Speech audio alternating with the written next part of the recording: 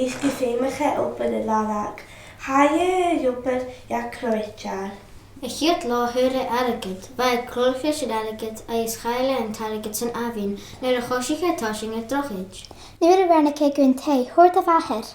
An-diugh págann Thuirt t-airgead a chaill san abhainn. ó chéad. In Thuirt Mam leis. Cynnig an-diugh na do fócad.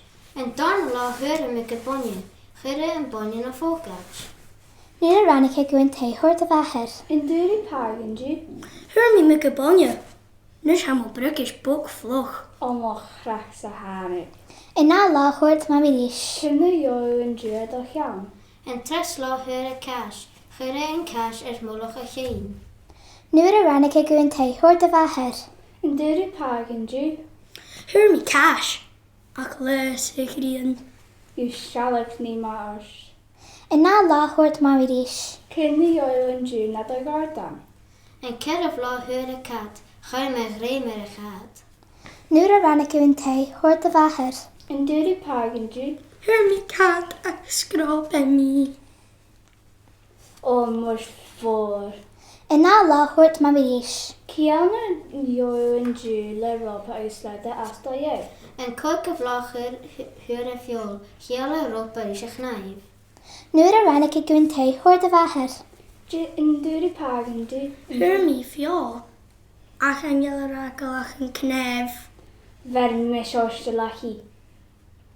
In Thuirt Mam leis. Cynnig an-diugh na do bhlín. An siadh Thuirt ach, chuire an teach ar a ghólín. Choisich iachi egin.